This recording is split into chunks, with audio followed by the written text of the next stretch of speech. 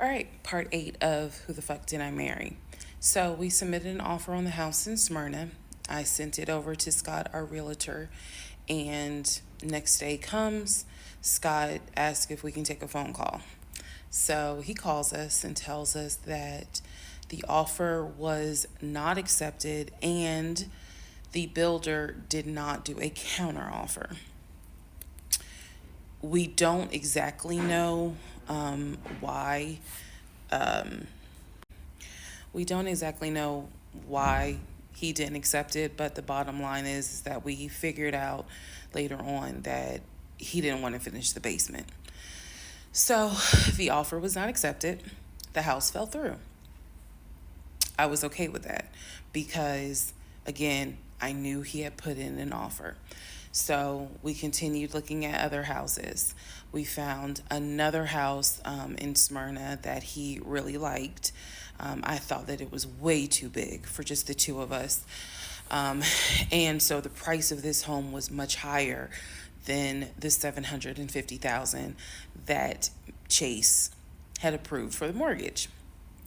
So what he explained to me was that he was willing to do the $750,000 mortgage, and he was also willing to put a significant amount of the money in savings on the house, which meant that he was now comfortable going from $750,000 up to about $900,000. Again, his whole explanation was, I have the money where I can put down a substantial down payment, bring down the price of the home, and then basically mortgage the rest of it. So that was now the plan. I was not comfortable with a home over $900,000. But again, keep in mind, I saw the Chase paperwork. So I was like, I just feel more comfortable sticking at the $750,000 mark. That's what you were approved for. Let's go with that. By this point, this is now fall of 2020.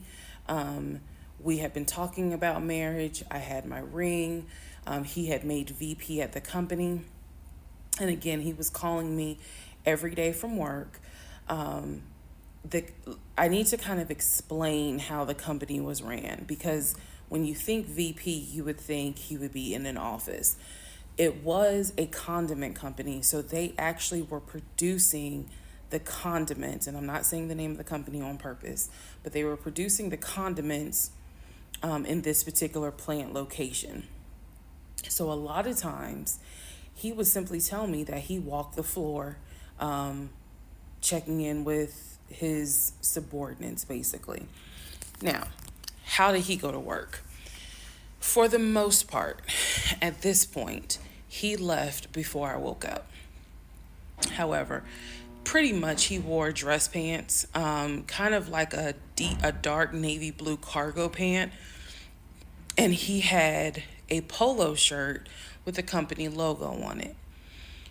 What I saw a lot of times is that he would not wear the polo shirt to work. He would wear like a company t-shirt. He would wear rubber sole shoes and the navy blue cargo pants.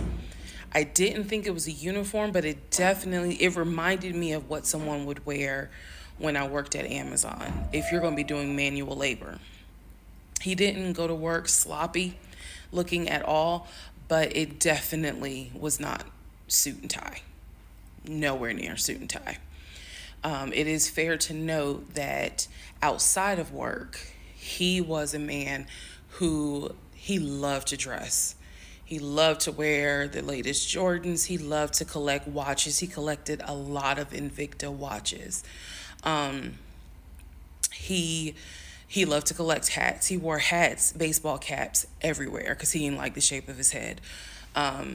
So in terms of how he dressed casually, the man, he could dress. In terms of how he dressed for work, yeah, he didn't dress like a VP. But his excuse was, I'm constantly walking the production floor, and I can't be in a suit and tie walking the production floor where they're creating the condiments that we're selling. So by this point, again, this is fall. We're still looking at houses. We're still touring houses as much as we can because it is COVID. We had found another house that we really liked and a house that I really truly wanted to put an offer in on. This was now going to be the second house that we put an offer on.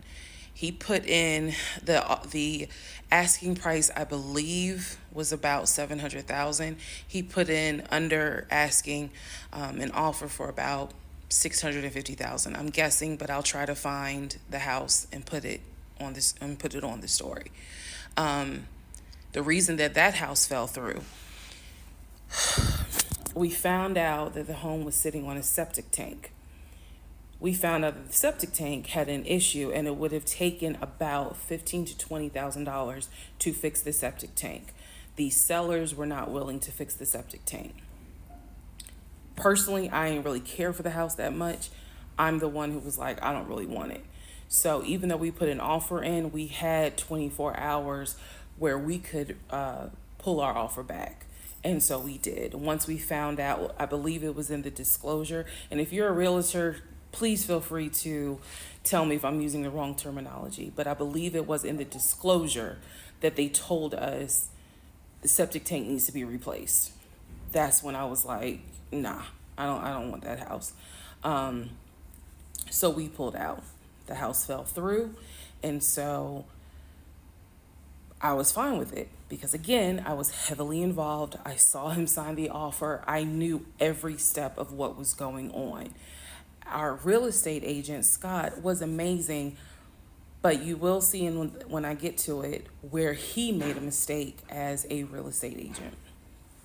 So house number 2 fell through. We then moved on, saw a few more houses, and then we get to house number 3.